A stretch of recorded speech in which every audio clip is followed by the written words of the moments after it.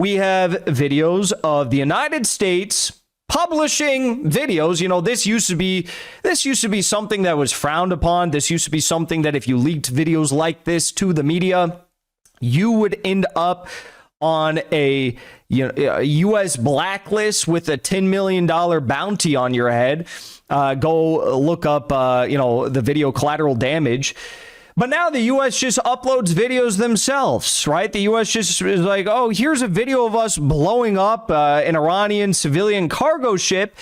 We're going to tell you it was an Iranian warship, but you can very clearly see in the video here. I mean, people might be that stupid that they might fall for it, a certain amount of people. But no, this is not a warship. There was a lot that went on in Iran over the past 24, 48 hours. There were explosions launched allegedly by the Iranians and the UAE. There was explosions in and above Iran.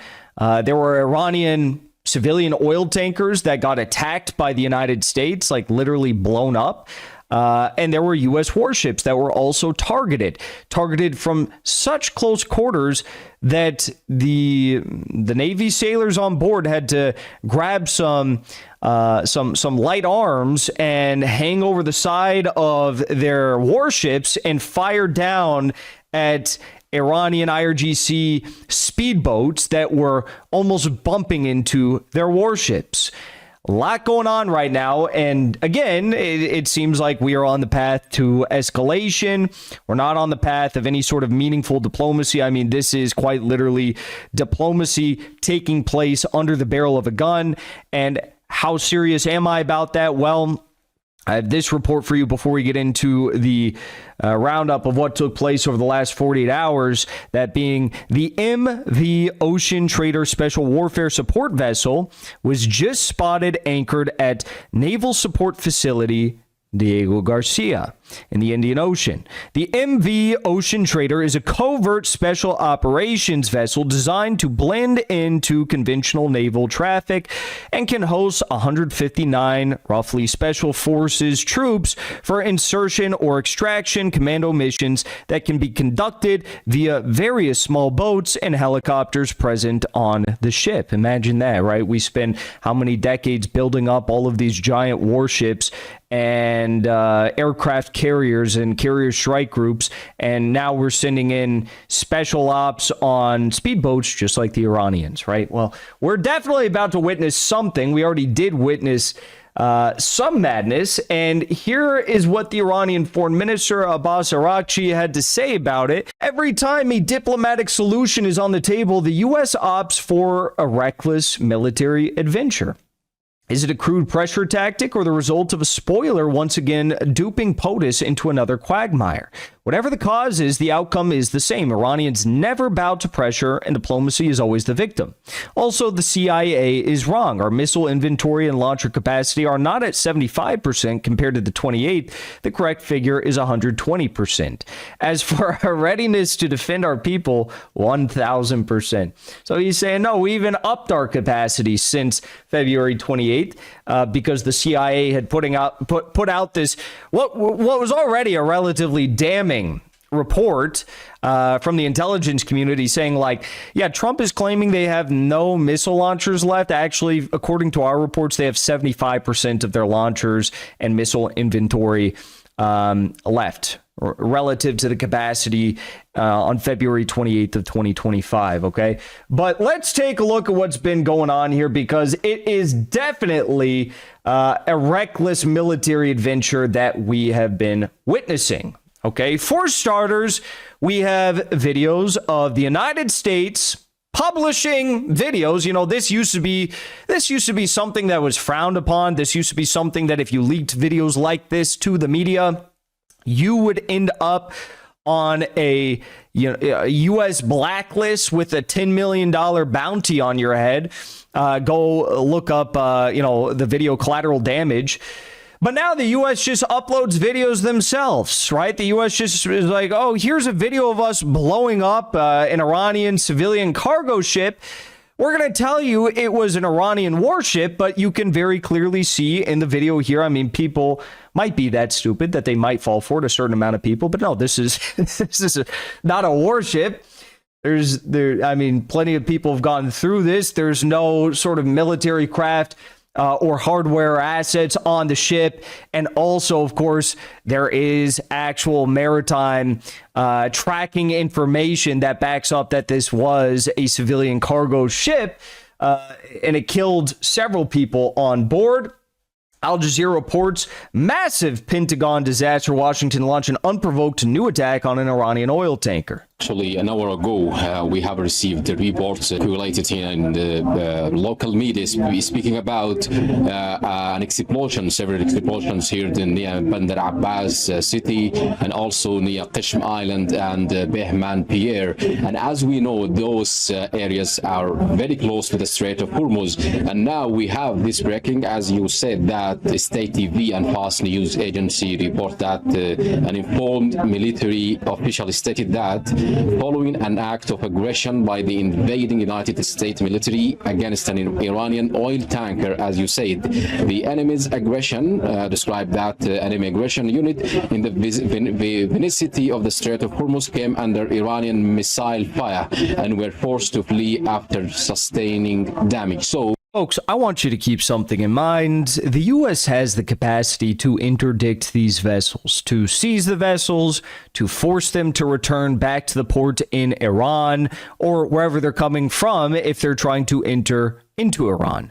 They have the capacity to do that.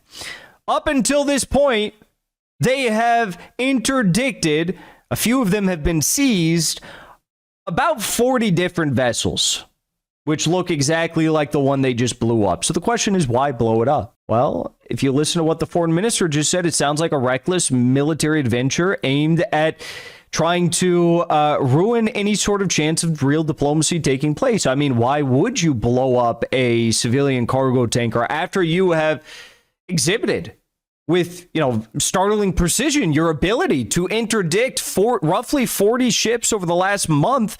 Why would you just blow one up? Doesn't make any sense. Well, the only thing it made Iran do is really fire back, okay, that they did.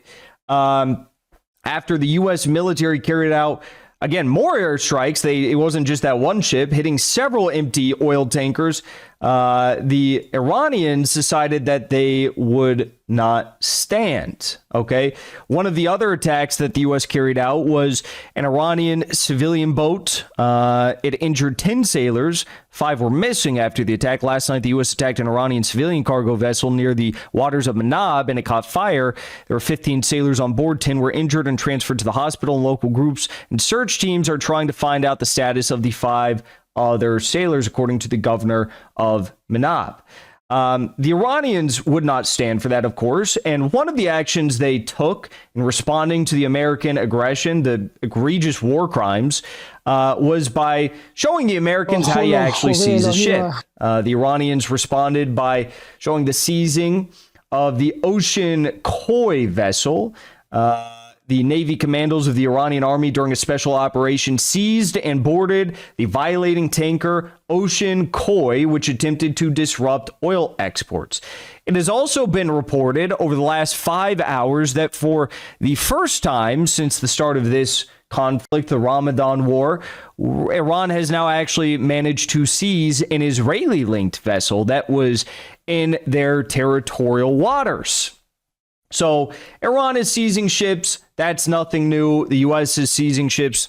Nothing new either. What is new is bombing civilian cargo vessels and, just random sailors because they feel like it. Well, after the Iranians decided to respond by seizing some vessels, at least 5 KC-135 air refueling tankers took off from the United Arab Emirates. This took place late last night, Iran time.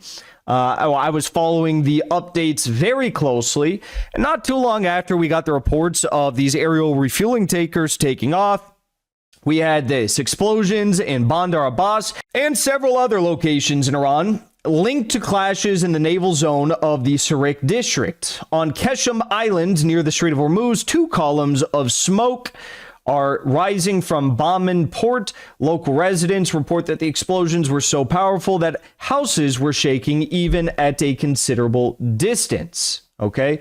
Iranian air defenses were activated all across the country, even in Tehran last night.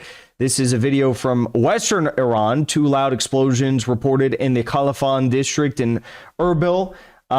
We saw Bandar Abbas with air defense activated. We saw Tehran with air defense activated. Explosions in Bandar Abbas, separate from the 6 explosions, were reportedly Iranian air defenses intercepting 2 drones. If confirmed to be the UAE, they'll face severe consequences for this aggression. The common idea here is that this was a U.S. act of aggression, closely, under the collaboration of the Emirates. Iranian state media aired footage, it says, show the Navy's missile and drone units targeting U.S. destroyers in response to what Tehran said were American attacks on 2 Iranian oil tankers near the Strait of Hormuz. CENTCOM confirmed warships transiting the strait came under Iranian missile, drone, and small boat attacks Thursday, but said Iran's response was unprovoked. So here you have some videos of the missiles being launched from Iran towards those American warships. CENTCOM came out and confirmed all the various vessels which were targeted by the Iranians, though we have not had any sort of confirmation that any of the attacks were successful. The missile attacks, the drone attacks. I will add that the small boat attacks actually managed to get all the way up to the point where they could touch the American warships, and they were engaged in literal gunfights with the American sailors on board the warships. They were firing down over the edge of the ships, pointing down at the Iranian speedboats as they were fighting tooth and nail against one another in very close combat, okay? Probably the closest combat we've seen of this entire conflict thus far. Footage of last night's drone launches towards U.S. Navy destroyers were also recorded and published by the Iranians. The drone was tagged with the message "in memory of the martyrs of the Dana ship and Khorramshahr." You remember the Dana ship, of course, was the ship that was sunk by the United States, resulting in, I believe, around 200 Iranian sailors being killed for no reason. The ship was not engaged in any sort of active combat. I believe it had passed through Indian territorial waters. The Indians are in some sort of a security agreement with the Israelis. They gave the tracking information to the Israelis, who then gave it to the U.S., and the U.S. then sunk the Dana ship in another horrific act of aggression. Okay? I thought this was funny. UK MTO Operations Center reports no actions took place between May 7th and May 8th of 2026, even though we have, civilian ships getting blown up left and right. We have U.S. warships under attack. They say we have ships getting seized left and right by belligerents on all sides, and they're saying nothing is taking place, right? Well, something tells me that maybe the Iranian response was a little bit stronger than Trump and CENTCOM and General Raising Cane is leading us all on to believe, because this was directly after there were reports of these responses taking place, and Trump basically threatened a nuclear attack on Iran. Do I think he would have done that had there been a nothing burger response from the Iranians? No, I do not. Take a listen. After these strikes, is the ceasefire with Iran still on? Yeah, it is. They trifled with us today. We blew them away. They trifled. I call that a trifle. I'll let you know when there's no ceasefire. You won't have to know.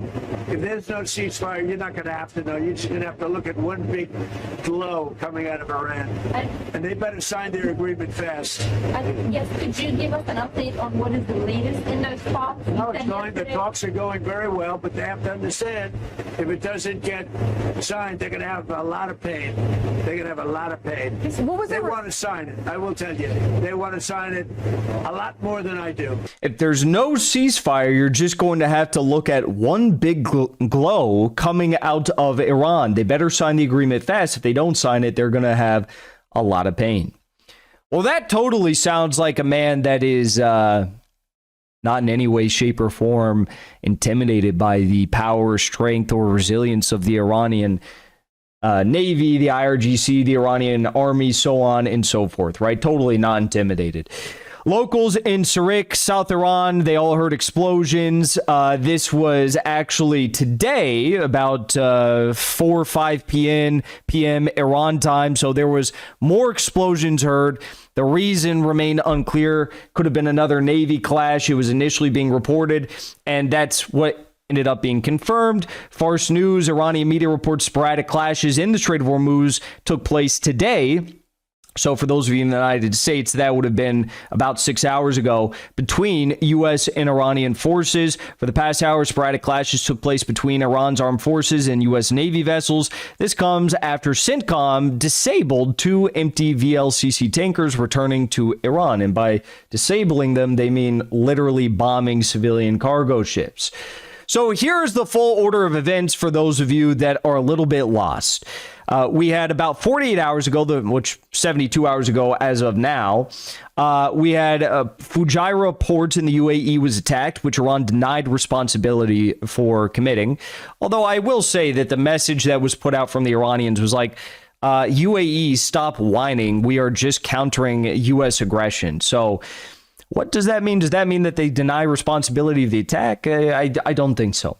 Saudi Arabia and Kuwait cut off U.S. access to their air bases and felt that Trump downplayed the attack on Fujairah.